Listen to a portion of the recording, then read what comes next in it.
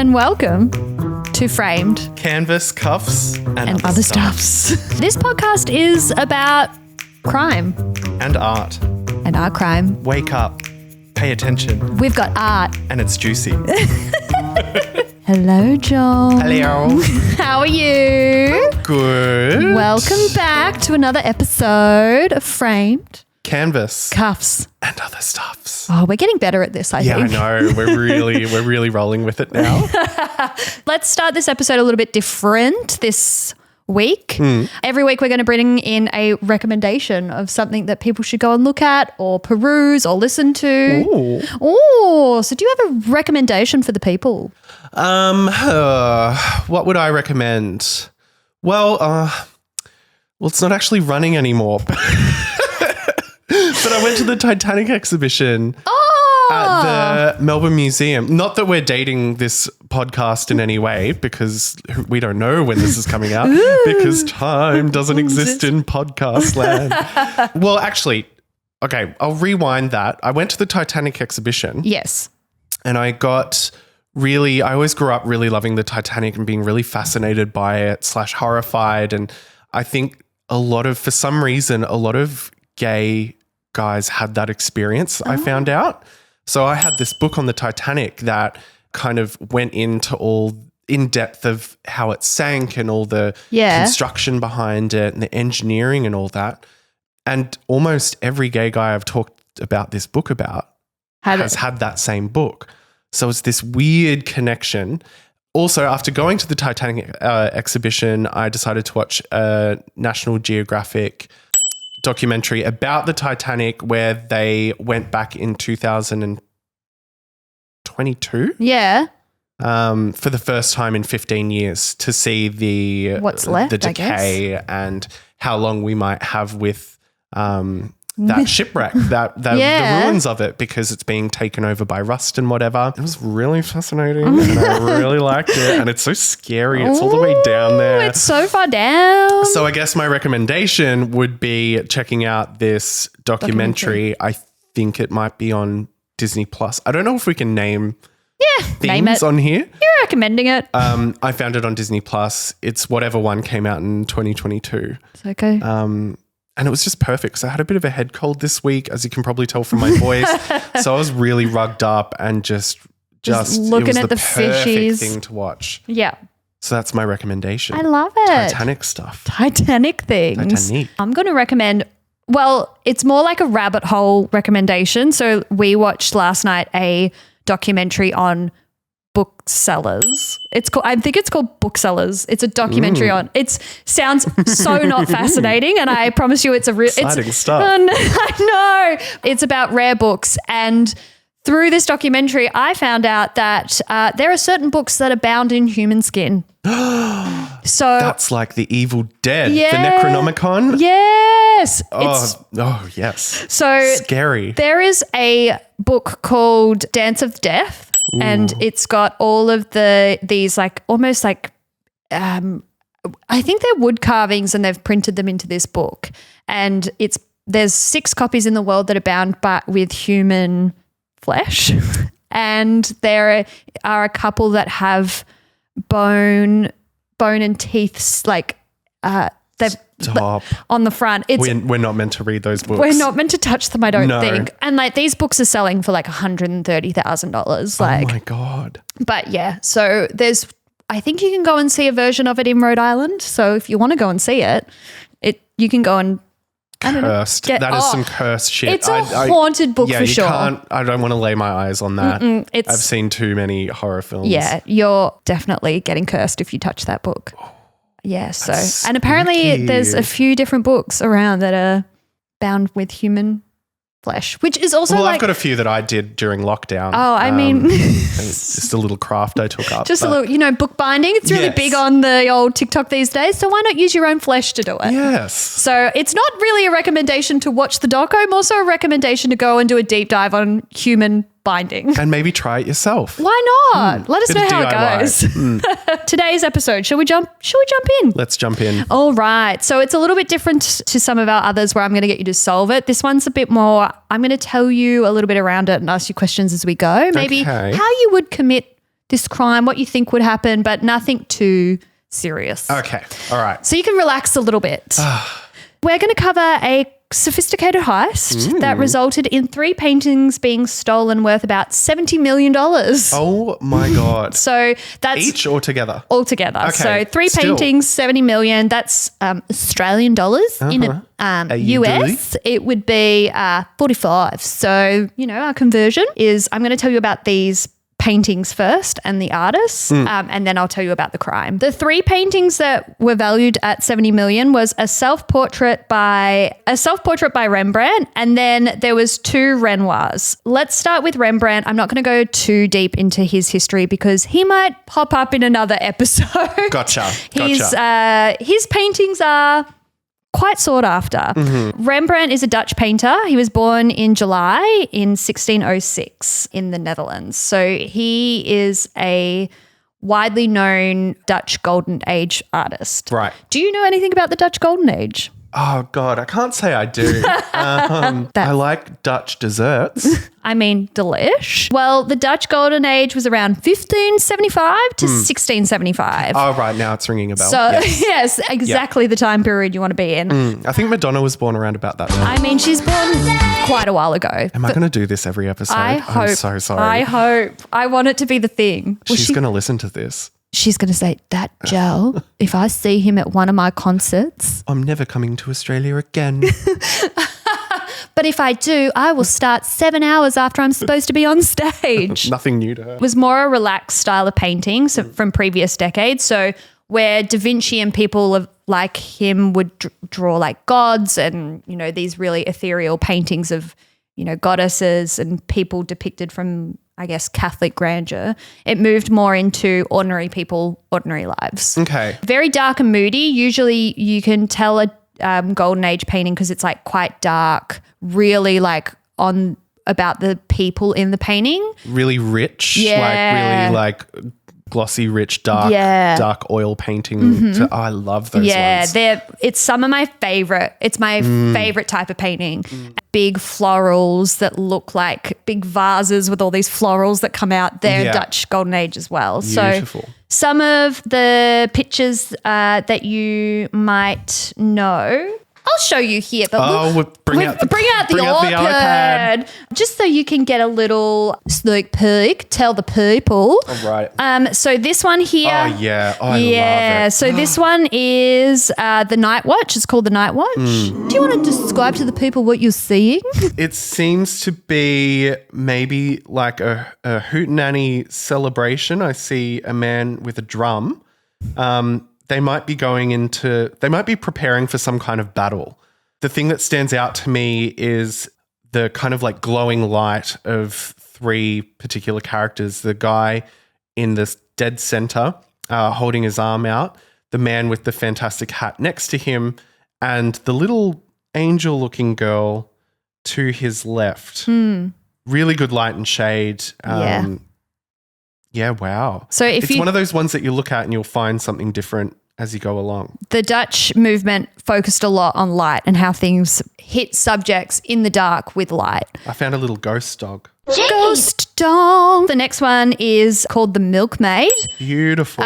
So a bit more light in this one. It looks like she's pouring milk into a bowl of... She's getting ready for breakfast. She's making herself a bowl of Cocoa Pops and she's looking quite listless. Then if you move across, this one is called Anatomy Lesson.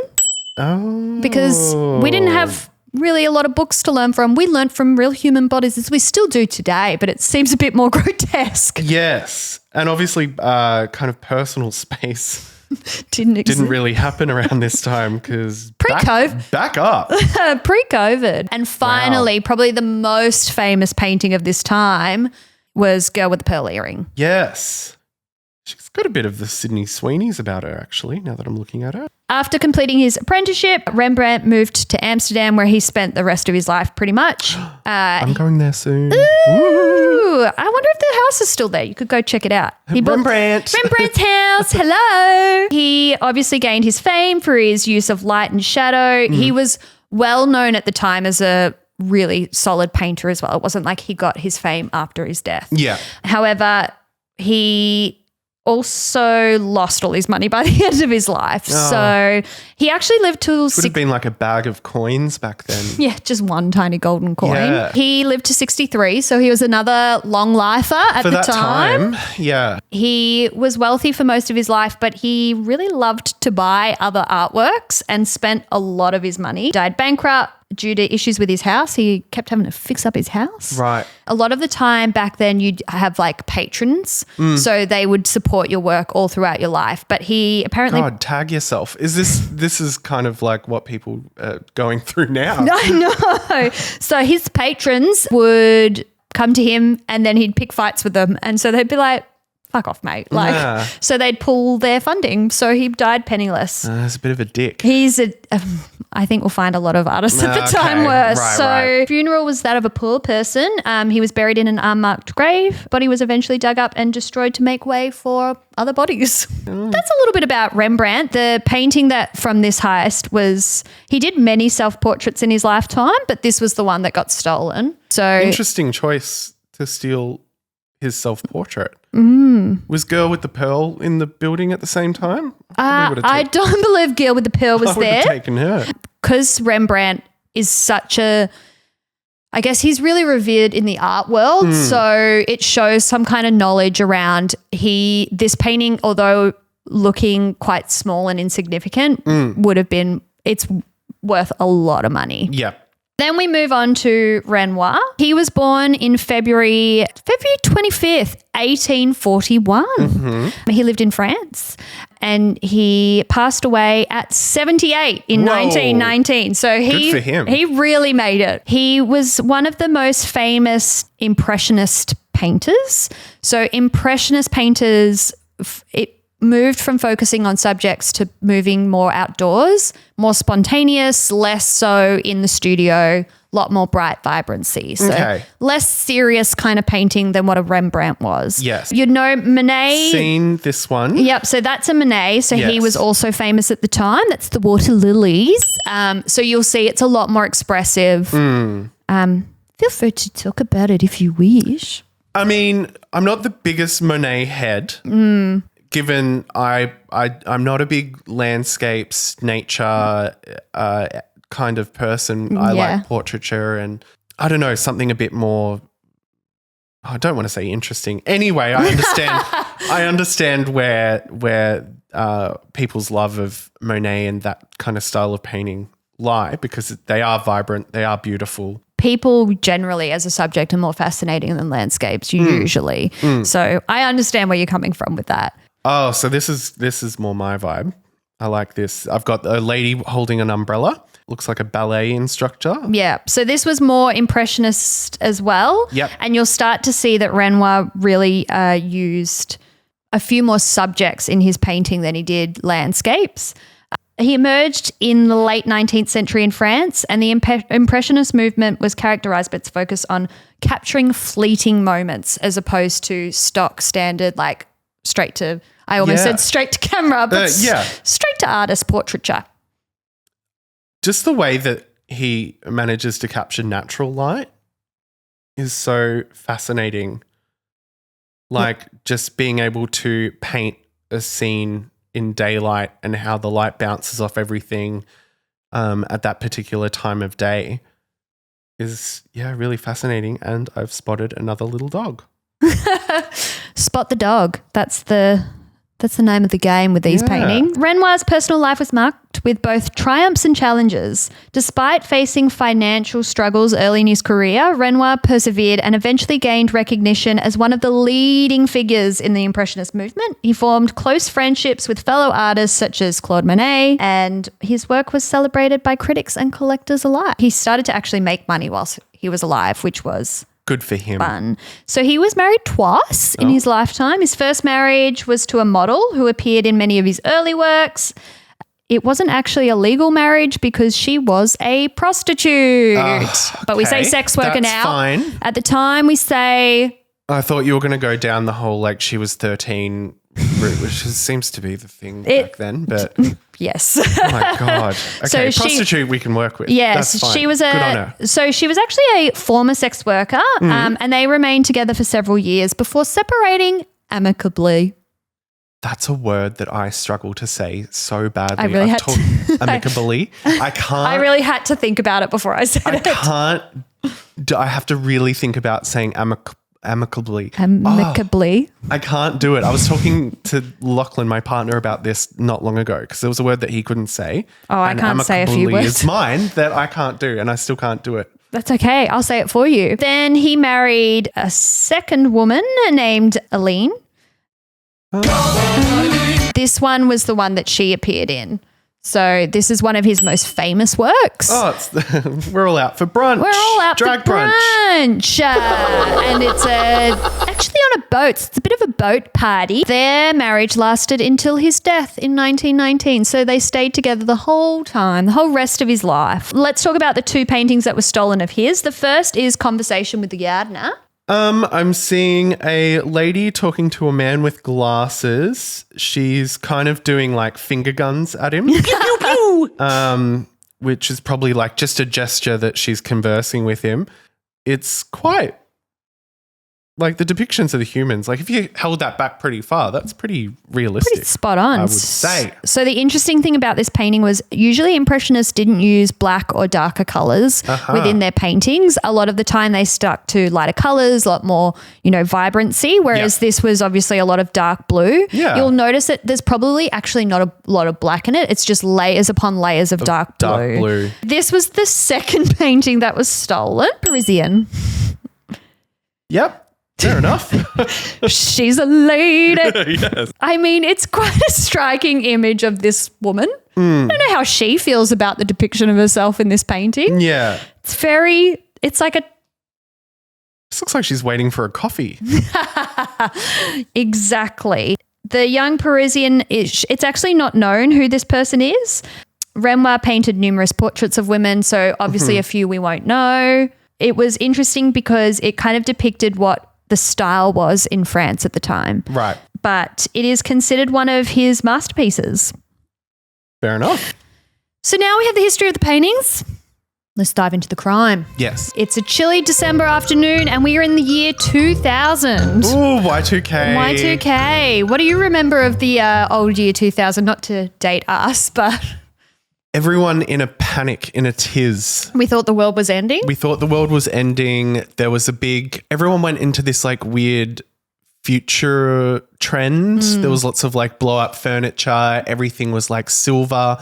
Those robot dogs. Yes. We had this like idea of what the future would be for some reason. And it's kind of like when back in the 60s, how they had this fascination with futurism, Barbarella and the Jetsons and all this kind of like what we would picture the future to look like. I feel like the year 2000 had a distinctive version of what the future would be. Yeah. And everyone was trying to emulate that. Yep. Tiny little phones. Yes. I don't know. Internet was just becoming a thing, and I think maybe. we thought like the whole world was going to shut down. Like, all the computers would just go haywire. Yeah. So I think from the countdown from 1999 to 2000 was just like everyone kind of had this inkling like maybe this is it. This is when the world shuts down. And Waiting for Tonight by J-Lo. Yes. That's what I remember. Yeah. Green lasers. And when J-Lo was at her peak. Yeah. We're in Sweden at the Swedish National Museum of Fine Arts in Stockholm. Gorge. It's 5 minutes to close. So it's 4:45. Chaos erupts.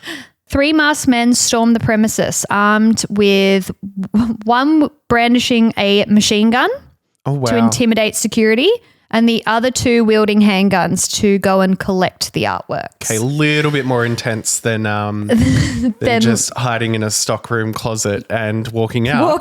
And can you imagine like 4:45, everyone's like, cool, we're about to go home. Yeah. And then someone walks in with a machine gun. We had CCTV then, surely, or some kind of security camera footage. Yeah. So they walk in, they immediately go to these paintings, these 3 paintings, and take them off the walls, which is interesting because there would have been so much art in that gallery, but they chose those 3 paintings specifically. As they are leaving, they literally pick them up off the walls, take them out, At the same time that this heist is happening, 2 car fires are started in nearby hotels. Perfect distraction. A perfect distraction because this divided the police force. Yeah.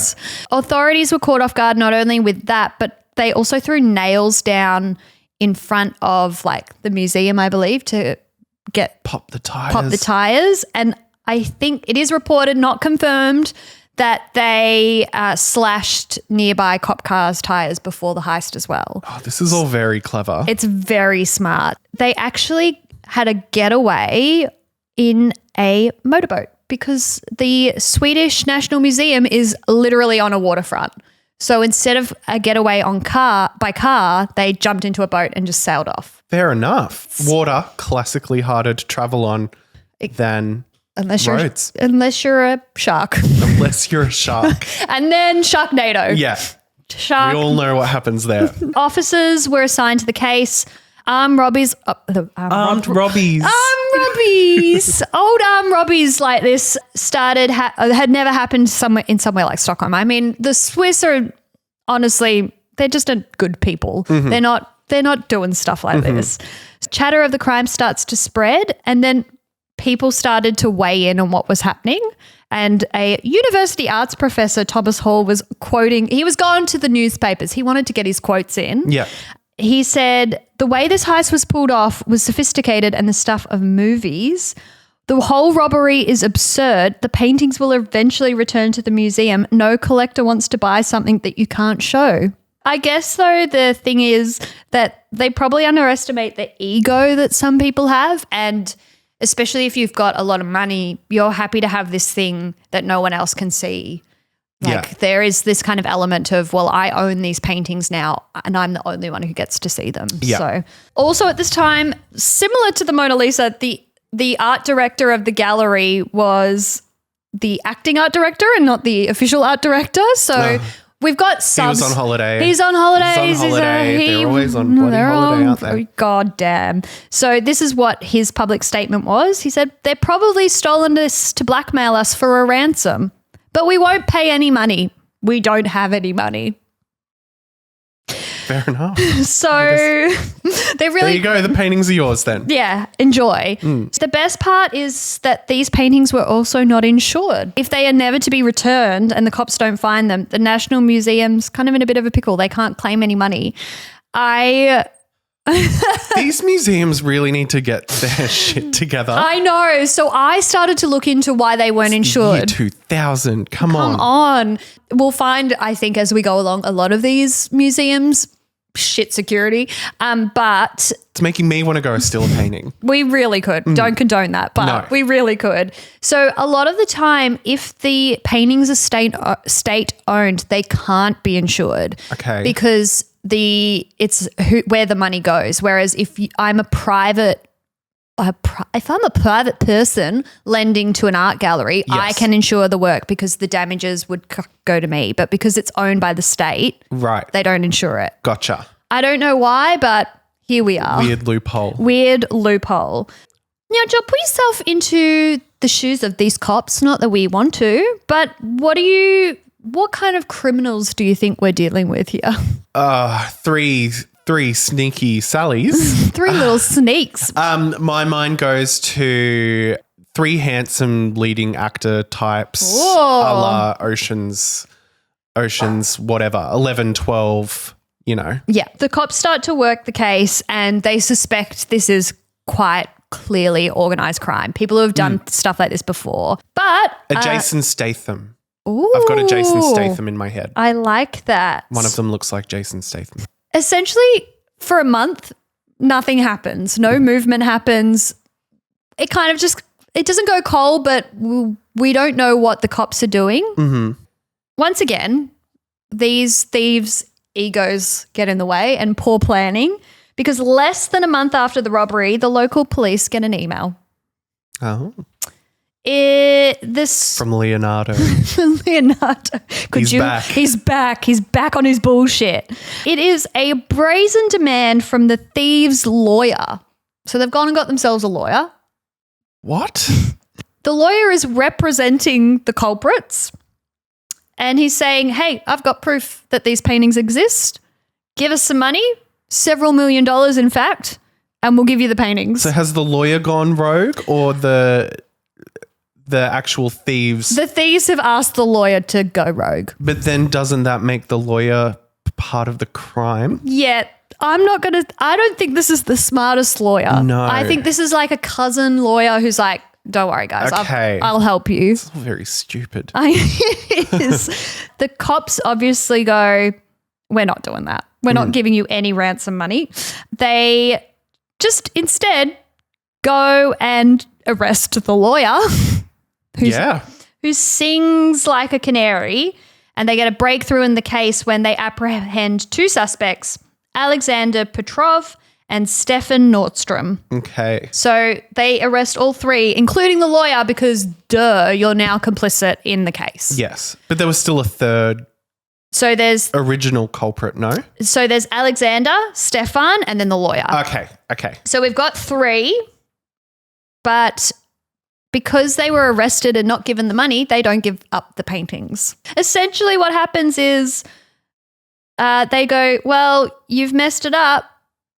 I'm not going to give you the paintings. And there is not a lot known about these 3. One of them is, I believe, Alexander is a Russian spy. These 2 are the masterminds behind their whole operation. All right.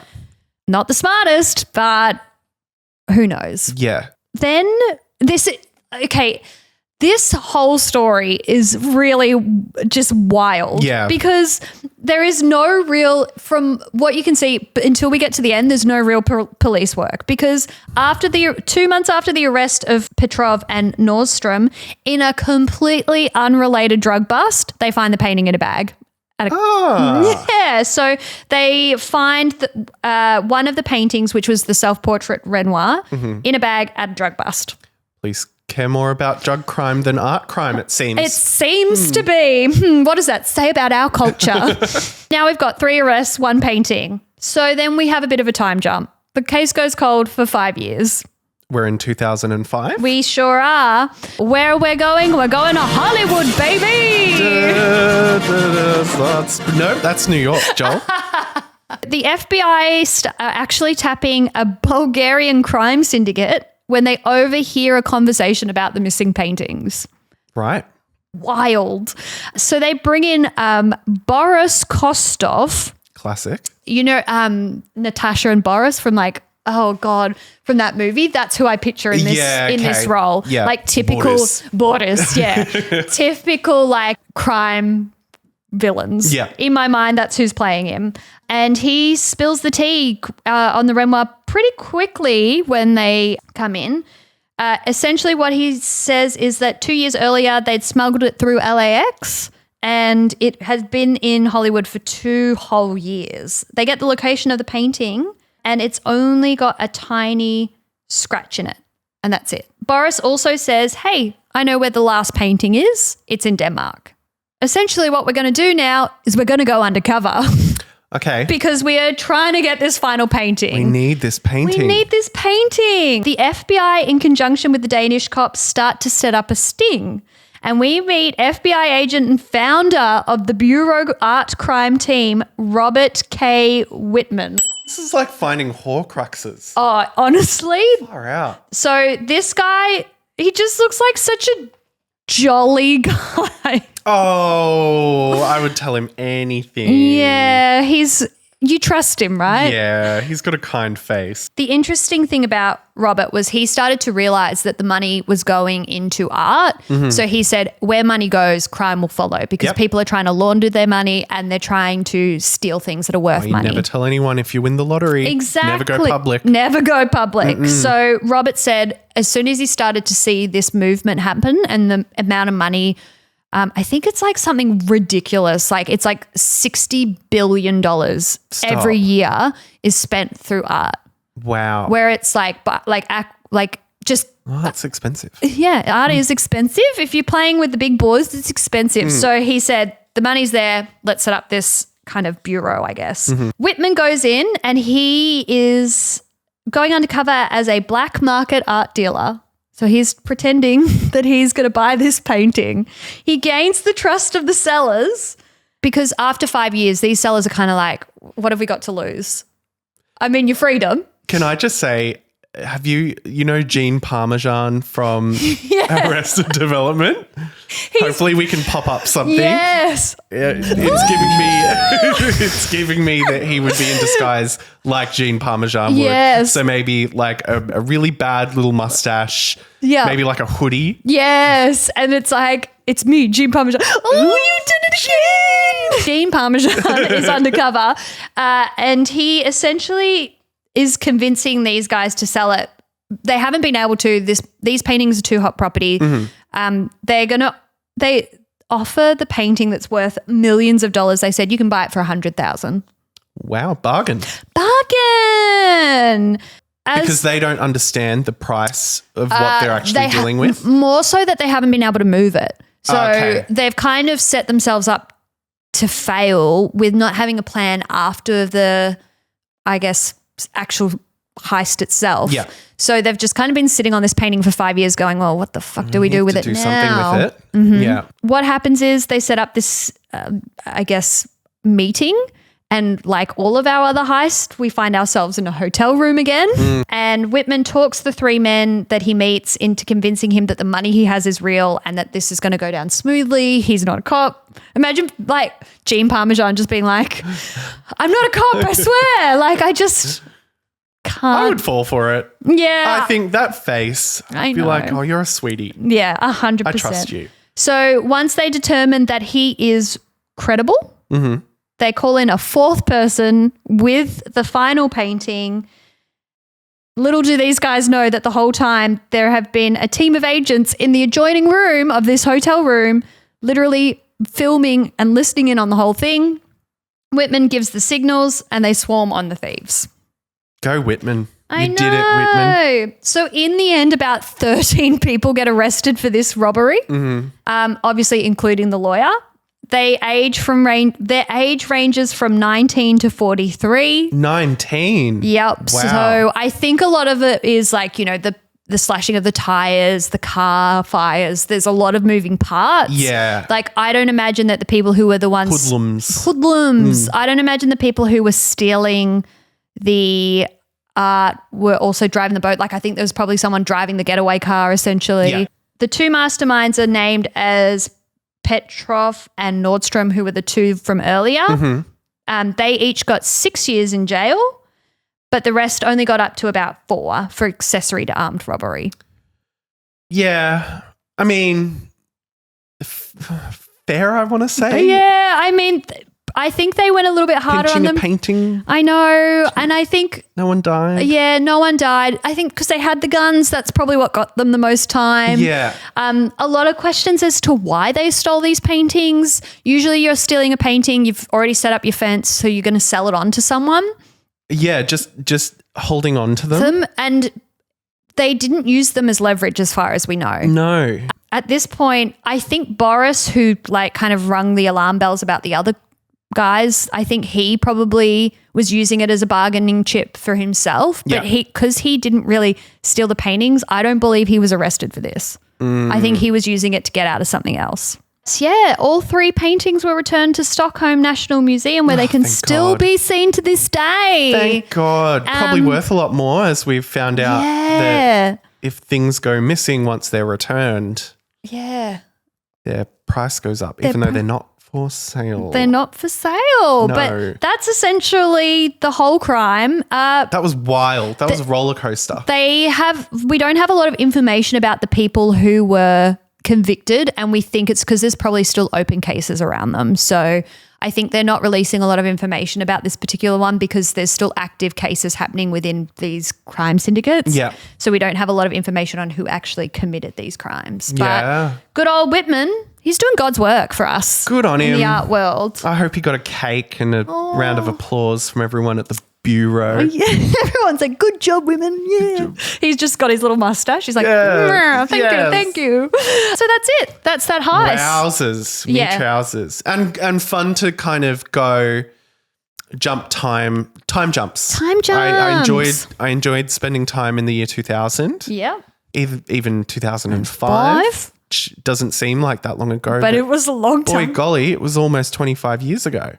Oh, shit. It really was. Was it math? Yeah. Okay. That's almost math, right? I didn't go to school for math. Holy smokes. It's a long time. So, yeah, that is the, I guess, National Museum heist. And I can sleep tonight knowing that those paintings are safe and sound. Safe and sound. Go and see them. If you're in Stockholm, go say hello. Well, I will be going to Amsterdam soon. Oh my gosh, you should Might have to go say hello. have a to look. them. See, I'll do a little phone See if you can video thing. I wonder if I'll put it on Instagram. Ooh, follow us here. Yeah. So yeah, I wonder if you can still see the little like chipped elbow. That's what I'll be looking for. Yeah. Yeah. I hope they kept it in because Yeah. that's a good story to tell. Or I might just pinch it. Don't. It seems pretty easy. I mean, what's security like? No. Make sure you set up a fence though first. Well, that's that episode for today. Go and follow us on our Instagram. Yes. At Framed, we just created it. At Framed the Pod. Hey, On Insta. on Insta. And you can follow Joel Barker. At JoelDavid_B on Instagram. And I'm not really on anything else. Yeah, and you can follow me on and cheers, thanks a lot on all of the social platforms because I'm a social whore. Will we have a tiki-toki for this? We'll have a tiki-toki. Go check out our tiki-toki. Check out the tiki-toki, And which I'm assuming will be Framed the Pod. All right. Well, until next time. Thank you, Steph. Thank you, Joel. Wonderful. I feel like we need things to, like, you know, when the news music starts at the end of a thing and you kind of have, And they're like, and they're just adjusting their papers. yeah. And they're like, oh, I'm actually going to go piss now. Yeah. That's what they're saying.